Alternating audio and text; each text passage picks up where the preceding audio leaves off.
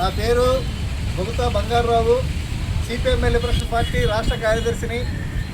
మరి విశాఖపట్నంలో జరిగినటువంటి స్టీల్ ప్లాంట్లో జరిగినటువంటి ప్రమాదం చాలా దారుణమైనటువంటి ప్రమాదం. ఈ ప్రమాదంలో ముందుగా 8 మంది చనిపోయారు. చికిత్స పొందుతూ ఇంకొక కార్మికుడు చనిపోవడం అనేది జరిగింది. ఈ ప్రమాదానికి పూర్తి బాధ్యత మేనేజ్మెంట్దే అని చెప్పేసి సిపిఎం లిబరేషన్ పార్టీ అభిప్రాయపడుతూ ఉంది. ఎందుకంటే మరి ఈ యొక్క ఫ్యాక్టరీని మొత్తం ప్రైవేటీకరణ చేయాలనేటువంటి ఉద్దేశంతో కేంద్ర ప్రభుత్వం ఒక బిల్లును పాస్ చేసి ఏదో రకంగా ఈ యొక్క ఫ్యాక్టరీని ప్రైవేటీకరణ చేయడానికి అన్ని రకాల సంయుక్తులు కూడా చేస్తూ ఉంది. ఆ రకంగా మనం చూసుకున్నట్లయితే ఫ్యాక్టరీలో కావాల్సినటువంటి మెన్ పవర్ను పూర్తిగా తగ్గించేశారు. అట్లాగే ఫ్యాక్టరీకి రావాల్సినటువంటి మెటీరియల్ ఏదైతే ఉన్నదో ఆ మెటీరియల్ నాసిరకం మెటీరియల్ అంతా కూడా సప్లై చేస్తూ ఉన్నారు. ఆ రకమైనటువంటి పరిస్థితుల వల్ల అక్కడ ఈ ప్రమాదానికి కారణం ఎవరు అని చెప్పి అనుకున్నప్పుడు ఈ మేనేజ్మెంట్దే పూర్తి బాధ్యత అని చెప్పేసి మేము భావిస్తూ ఉన్నాం. ఎందుకంటే మొత్తం భారతదేశంలో ఉన్నటువంటి వీడియో అటాచ్ చేస్తానండి, మీరు కంటిన్యూ సార్.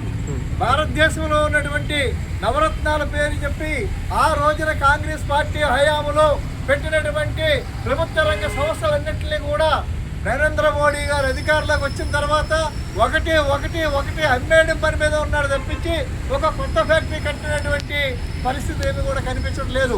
ఈ రోజున మనం చూసినట్లయితే ప్రభుత్వ రంగ సంస్థలన్నింటిలోని కూడా మొత్తం ప్రైవేటీకరణ చేసేసి అందరూ ఉద్యోగాలు తీసేసి ఇవాళ భారతదేశంలో ఒక రకమైనటువంటి ఆర్థిక రకమైనటువంటి పరిస్థితిని ఏదైతే ఉందో నరేంద్ర మోడీ గారి ప్రభుత్వం కనిపించింది. ఈ ప్రభుత్వం మరికొంతకాలం అధికారంలోగా ఉన్నట్లయితే భారతదేశంలో మనం అందరం కూడా చాలా హీనమైనటువంటి పరిస్థితికి వెళ్ళిపోవాల్సిన పరిస్థితి వస్తుంది. చదువుకున్నటువంటి విద్యార్థులకి మొత్తం ఉద్యోగాలు లేవు, నిరుద్యోగ సమస్య తీవ్రతరం అయిపోయింది.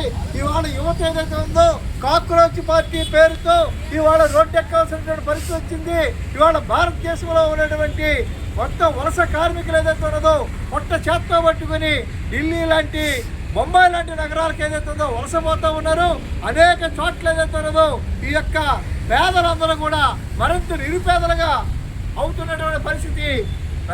స్వయంగా ప్రధానమంత్రి నరేంద్ర మోడీ గారే ఆర్థిక పరిస్థితులు బాగోలేదు, మన భారతదేశ పరిస్థితి బాగోలేదని చెప్పేసి ఆయన మాట్లాడుతున్నాడంటే కనీసం సిగ్గుండాలి.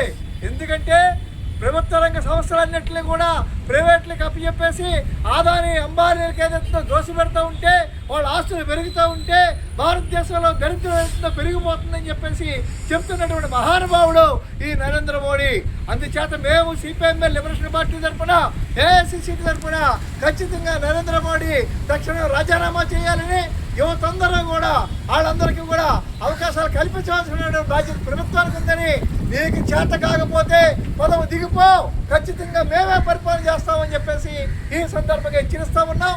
అందుచేత స్టీల్ ప్లాంట్లో చనిపోయినటువంటి కార్మికుడికి ఒక్కొక్కడికి కూడా ₹1 కోటి నష్టపరిహారం ఇవ్వాలి. అలాగే అక్కడ గాయపడినటువంటి వారికి ఏదైతే ఉన్నదో ₹50 లక్షల ఎక్స్‌గ్రేషియా ఇవ్వాలి. చనిపోయినటువంటి గాయపడినటువంటి ప్రతి కుటుంబంలోని కూడా ఖచ్చితంగా ప్రభుత్వ ఉద్యోగం ఇవ్వాలి అని చెప్పేసి సిపిఎం లిబరేషన్ పార్టీ డిమాండ్ చేస్తూ ఉంది. అందుచేత మీరందరూ కూడా ఖచ్చితంగా ఈ స్టీల్ ప్లాంట్ని మన యొక్క సంస్థను నిలబెట్టుకోవడానికి మీరందరూ కూడా సహాయ సహకారాలు అందిస్తారని చెప్పేసి లిబరేషన్ పార్టీ మరొకసారి విజ్ఞప్తి చేస్తూ ఉంది.